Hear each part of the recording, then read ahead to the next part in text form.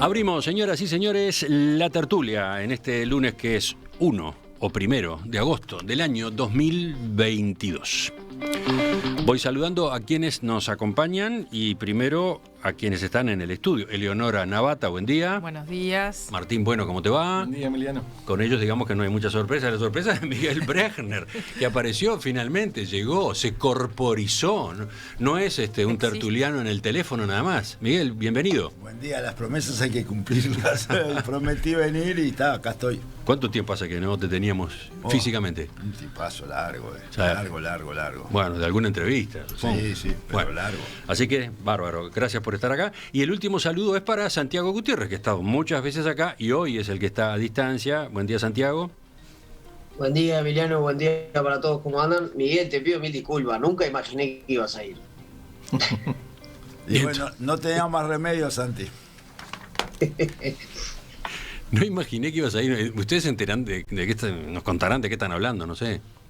No, que iba a ir al estudio. Sí. Si no, Santiago hubiera venido seguramente, hubiera hecho el esfuerzo enorme por venir. Esto. Ah, bueno. Hubiera hecho otro esfuerzo. Queda para la próxima entonces. Claro que sí.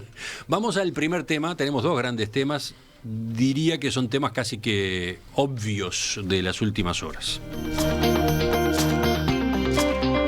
El anteproyecto del Poder Ejecutivo para la reforma de la seguridad social provocó este fin de semana las primeras reacciones políticas, tanto en la oposición como en la coalición de gobierno. Ustedes saben, había una instancia importante el viernes. Ese día, antes del mediodía, el presidente del Frente Amplio, Fernando Pereira, recibió en la sede de la coalición de izquierdas al presidente de la República, Luis Lacalle Pou, que había solicitado la reunión para entregar el texto y para hacer una presentación de su contenido junto al doctor Rodolfo Saldain, el principal asesor en esta materia. A la salida del encuentro, Lacalle Pou sostuvo que espera el mayor consenso posible en torno a esta iniciativa, que es, dijo, la base para la discusión. Ahora dependerá de cada colectividad política si se suma, si se aporta, si se modifica, y esto es bien importante porque se modifica en tanto y cuanto no pierda coherencia o sustancia el proyecto. Nosotros vamos a tratar de tener la base más amplia de acuerdos políticos sin desvirtuar, acomodar, mejorar, hacer sostenible y más solidario el sistema. En esa rueda de prensa, por su lado, Pereira valoró el gesto político del mandatario, ese de visitar la casa del Frente Amplio, aseguró que tiene un buen relacionamiento con él y con otros miembros del gobierno, pese a las diferencias que se han dado en una cantidad de asuntos. No obstante, destacó que la discusión sobre la reforma se desarrollará en el Parlamento y agregó que el Frente Amplio no se pronunciará sobre la iniciativa hasta que no lo hagan los partidos de la coalición multicolor. Claramente, hasta hoy no es un proyecto del gobierno, sino del presidente y de un equipo de trabajo muy respetable que tiene el presidente. Pero luego, claramente, no es la posición del gobierno. Y el Frente Amplio se va a expresar luego que el gobierno se exprese. Hoy hay una posición clara del presidente, es una posición muy importante para cualquier uruguayo. Pero no es una posición del gobierno. Cuando el proyecto llegue como posición del gobierno, no tengan ninguna duda que el Frente Amplio se va a expresar. En la misma línea opinaron otros dirigentes del Frente Amplista, por ejemplo Mario Vergara, ex ministro de Economía, que afirmó en emisora M24 que el anteproyecto no es la propuesta acordada porque todavía falta el filtro de la negociación, sobre todo, dijo, con cabildo abierto por los temas vinculados a la caja militar. Sí, desde la izquierda se había puesto el foco en cabildo abierto en el fin de semana. El sábado hubo una primera reacción en Telemundo del senador Guido Manini Ríos, que dijo: no puede ser que haya medio país proponiendo una reforma y otro medio país dedicándose a tirarle piedras. La oposición, que representa un partido muy numeroso, no tendría que estar esperando ni especulando con lo que opinan otros partidos para emitir su opinión. Tienen que tener su propia opinión, tienen que tener su propia luz propia, me imagino, en este tema. Pero que tengan todos la tranquilidad que Cabildo lo va a analizar con seriedad y responsabilidad, va a hacer los aportes que entienda convenientes y va a actuar mirando el futuro del país, mirando lo que yo dije en primer término, que esta reforma o que una reforma a la seguridad social es necesaria. Cuéntenos cómo han visto estos primeros movimientos, estas primeras jugadas. Martín. Sí. A ver, lo primero que voy a decir es que estoy de acuerdo con Manini. Es Histórico. histórico. Un momento histórico en la tertulia de los lunes. Quiero decir que estoy de acuerdo con el concepto de que expresó Manini. Pero bueno, a ver, creo que lo primero que a mí me parece que está muy bueno que el presidente tomó este asunto como propio y asumió, o sea, ya asumió el costo de llevar esto adelante. Le salga bien o le salga mal. ¿Tá? Y eso es algo que me parece que es destacable. A mí no me interesaba o me parecía bastante complicado tener un presidente que maneje el tema del costo político, si están o no están. Este es un tema estructural para el Uruguay y la responsabilidad del gobierno y en particular del presidente era llevarlo adelante, cueste lo que cueste. Y yo creo que lo está haciendo.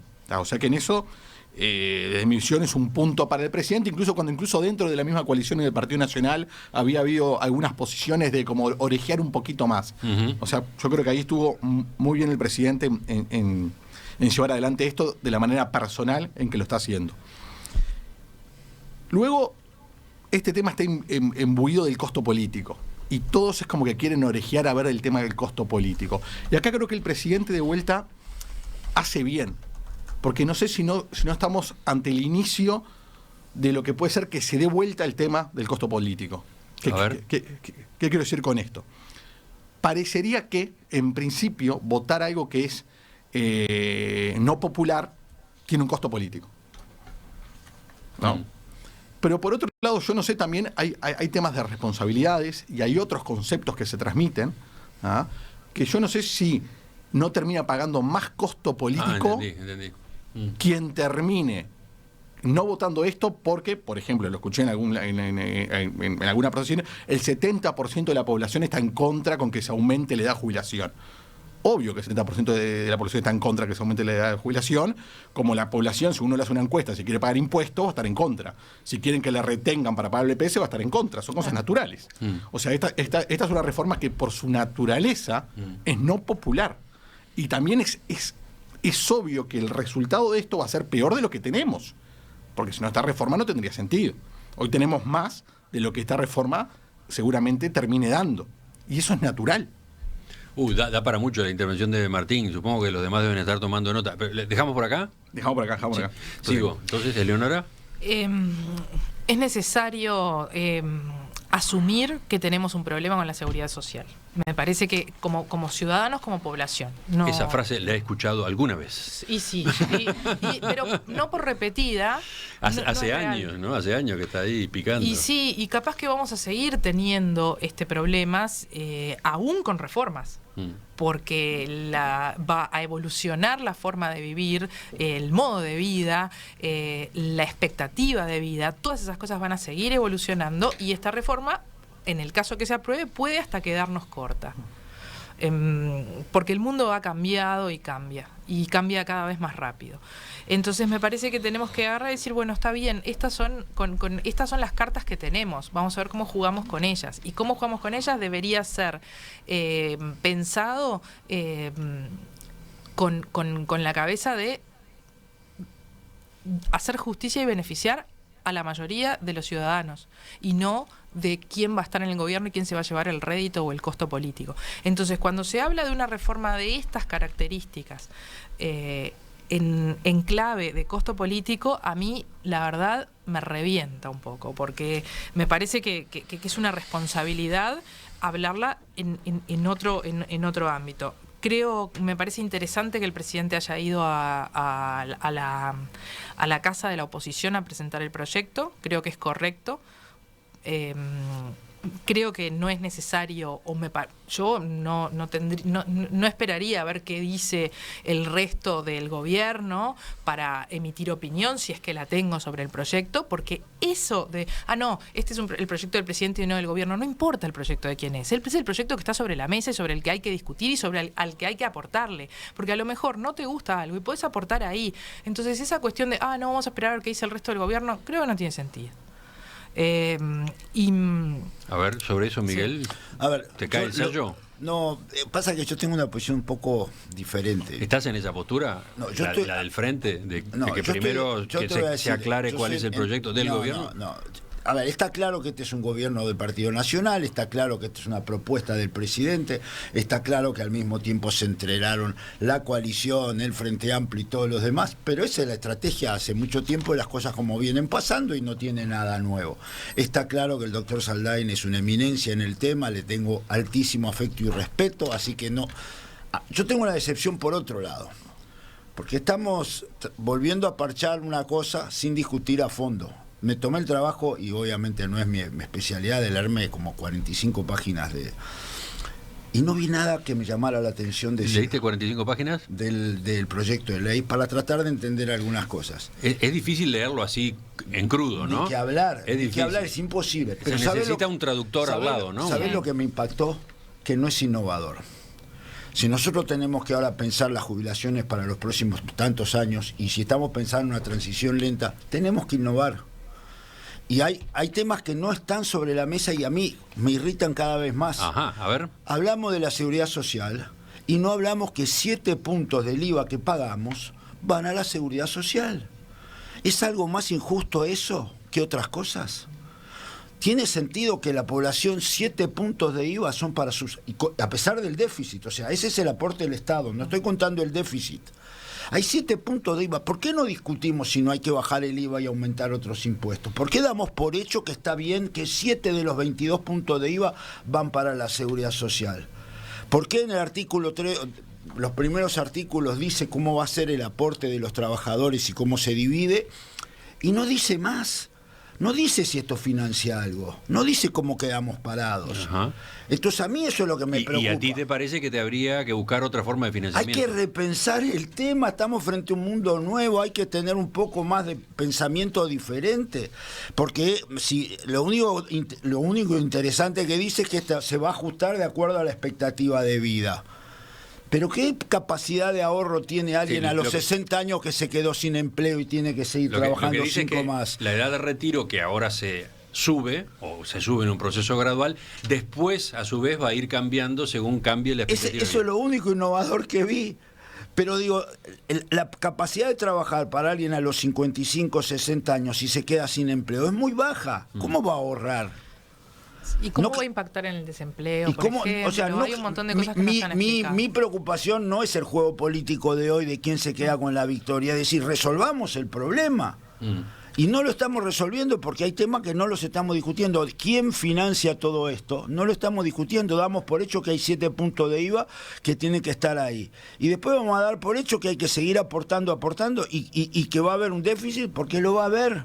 No hay manera, y tampoco habla de las otras cajas ni nada, y al mismo tiempo que decimos que nada va a cambiar, todos sabemos que la caja profesional, a los jubilados profesionales les va a poner un impuesto, porque si no habla de las otras cajas, sí se habla de las otras cajas. No habla de dice cómo... que se va a la convergencia de todo el sistema, dice cómo, no dice cómo, porque la transitoriedad esta no resuelve el problema de la caja profesional.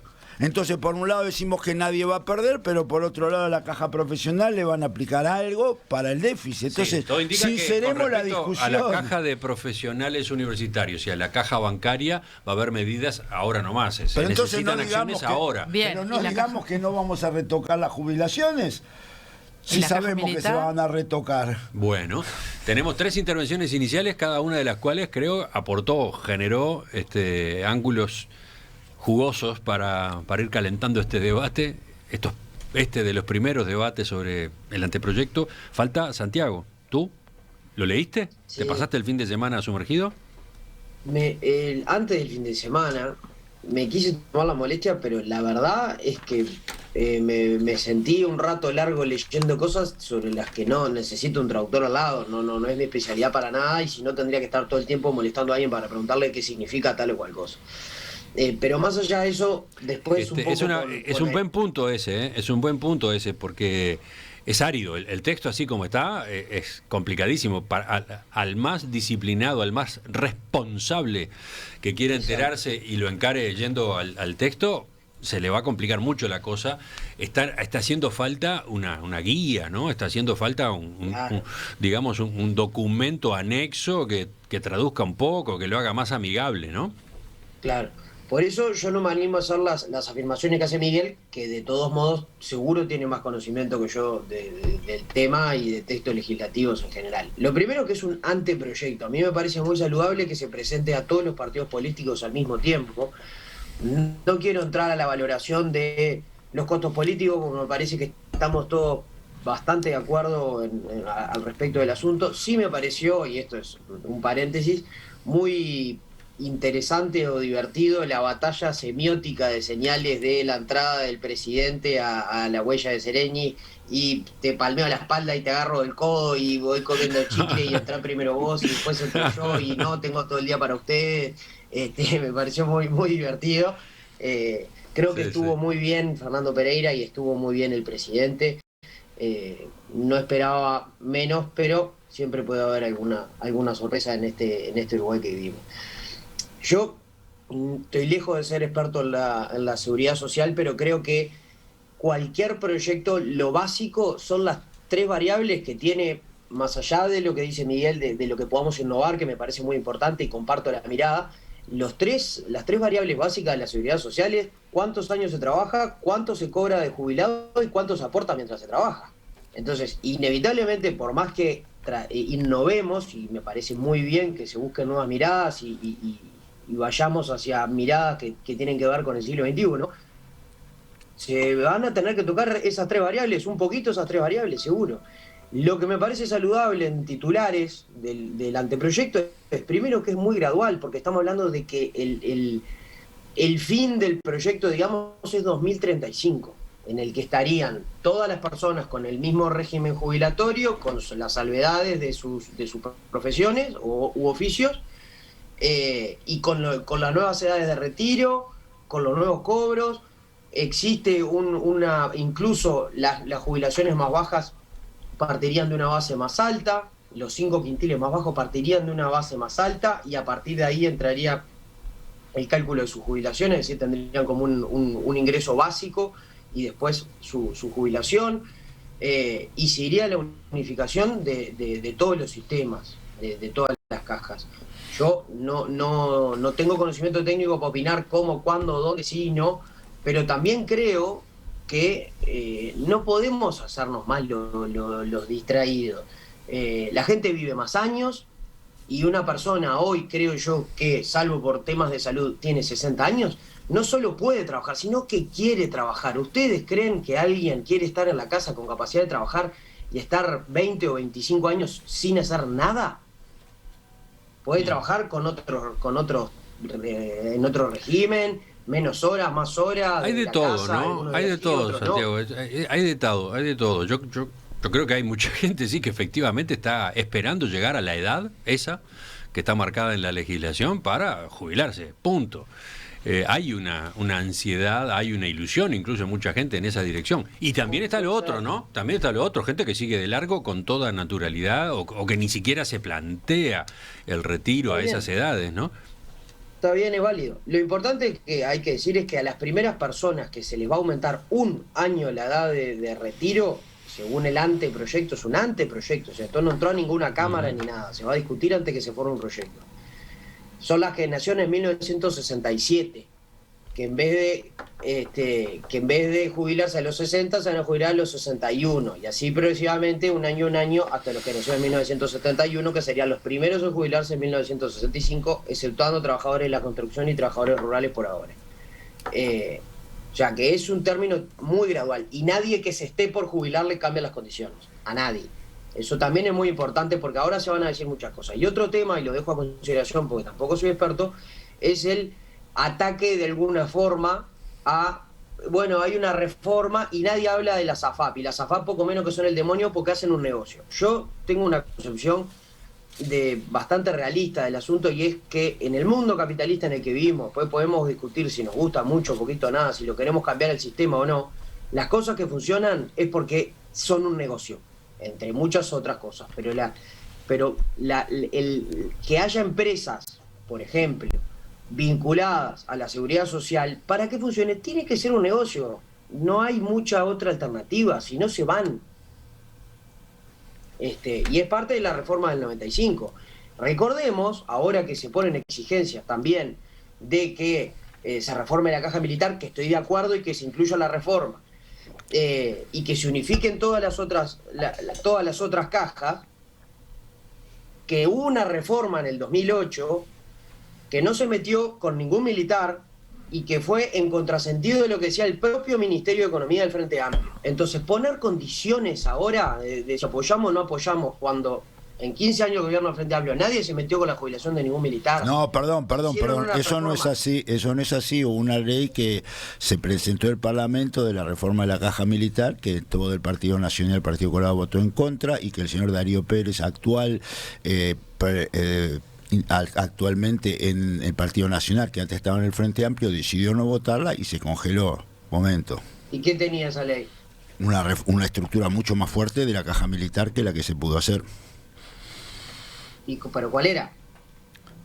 Reestructurar que el tema de salarios, ingresos y con qué te jubilabas cambiaba. No tiene, o sea, Miguel, simplemente es una corrección que te hago. Que no te jubiles con un 136% más. Pero no salió la ley, pero la ley no salió porque no tuvo votos. Pero la ley no salió porque no tuvo votos ni del Partido Nacional, ni del Partido Colorado, ni de Darío Pérez. Nada más. No entremos. Mayorías absolutas 15 años, Miguel. No le puedes echar la culpa a la yo no he hecho culpa a nadie. Tú dijiste que no hubo un intento que falló. Los intentos pueden subir, pueden fallar o no. Simplemente creo que igual no viene al caso. Bueno, hemos tenido intervenciones completamente diferentes de los cuatro. Creo que todas agregaron puntos para la discusión. Obviamente va a ser muy difícil abarcar todos esos temas ahora. Pero me baso en este momento en algunos mensajes que llegaron de la audiencia y empiezo por las intervenciones sobre lo que dijo Santiago. Acá tenés un oyente, por ejemplo, Manuel, que dice: yo no quiero trabajar después de los 60. Para mí, trabajar no dignifica. Eso es un cuento, dice el oyente. Y después tenés este otro, lo invito a Santiago a trabajar de enfermero 12 horas en régimen de 4 y 1, en tareas que incluso abarcan el fin de semana, feriados, hasta los 65 años. O sea, ahí te cuestionan por lo que señalaste con el tema de la edad de retiro, ¿no? Pero no es la única forma de trabajar. No. Yo respeto a todo el mundo de trabajo y tendrán las consideraciones que deban tener ese tipo de funciones, pero no es la única forma de trabajar, 12 horas, régimen 4x1. Después, a propósito de Miguel y su intervención, que fue una de las anteriores, dice Gustavo, muy interesante lo que señaló, pero eludió la pregunta, eludió la discusión sobre cómo se discute este anteproyecto. El lugar de discutir es el Parlamento. A mí no me cabe la menuda que va a tener que negociar y ver si llegan a un punto de acuerdo común. No hay otro lugar de discusión. Es una ley que se va a presentar y que lo van a tener que discutir en el Parlamento y negociar. Yo pero creo que el Frente Amplio debe pronunciarse, tiene que sacar algún tipo de planteo, de visión. Pero tiene que esperar. Ahora, en este estado de cosas. Pero esto es como si hubiera sido como en algunos casos se hizo, de publicar una ley para que la gente opine. ¿Cómo se llama? Tiene un nombre eso, que lo publica. El Ministerio de Economía lo hace muy a menudo. Pone manifiesto. Pone manifiesto y que la gente opine, me parece bien, pero el momento para hacer esto es el Parlamento. No veo que sea antes. El proyecto de ley se supone que se prepara a fin de mes, ¿no? Que en función de los distintos aportes sobre fin de mes, con algo de flexibilidad en la fecha, el Poder Ejecutivo remitiría el texto definitivo al Parlamento. ¿Me dejas aclarar algo sobre lo que dije? Dale. Vinculado a esto que dice Miguel. Cuando yo digo que creo que el Frente Amplio tiene que pronunciarse o no tiene que esperar que los demás partidos lo hagan para pronunciarse, no lo digo porque crea que sí o sí tiene que pronunciarse antes de que el proyecto de ley entre al Parlamento. Estoy de acuerdo con Miguel que el lugar de discusión es el Parlamento. Ahora, ¿es el Frente Amplio o es Fernando Pereira que dijo que el Frente Amplio se va a pronunciar cuando conozca lo de los otros partidos? No dijo, vamos a discutirlo, no dijo solamente que se va a discutir en el Parlamento. Dijo que el Frente Amplio se iba a pronunciar. Por eso mi comentario de que no entiendo por qué hay que esperar que se pronuncien los otros partidos. No, esto no quiere decir que deba pronunciarse. Es en base a lo que él dijo, es que se va a pronunciar cuando los otros partidos... No, claro, lo que pasa es que lo que dice Fernando Pereira en el fondo es lo siguiente. ¿Sobre qué tenemos que pronunciarnos? ¿Cuál es el texto realmente? ¿Cuál es la voluntad del gobierno, entendido por la coalición del gobierno, ¿no? Vamos, como de algún modo está diciendo, no nos hagan incurrir en un desgaste ahora, cuando capaz que después cambian varios capítulos. Viene por ahí la cosa, ¿no? No, entiendo que viene por ahí, pero capaz que se podría... Lo que pasa o capaz que es momento de decir, bueno, mis aportes son estos a esto, ve cómo Exacto. los incluís, Bueno, trabajá vos. Esa es una posibilidad, Pero absolutamente. entonces que hagan una consulta pública es el nombre que me No, falta. pero a ver, lo que pudo... A ver, yo creo que lo que hay un manejo es un manejo de costos políticos muy grueso. ¿Tá? El Frente Amplio pudo haber dicho, a ver, denme este proyecto, lo vamos a estudiar, lo vamos a analizar aquí, lo vamos a analizar en el Parlamento y vamos a hacer nuestros aportes. Porque quizás el texto final podría ser un texto construido con el Frente Amplio. Es que, por eso creo. Hay un razonamiento que a mí es un razonamiento entre líneas constante. Si Cabildo Abierto no paga el costo político, nosotros no vamos a pagar el costo político. Ese es un razonamiento que está ahí.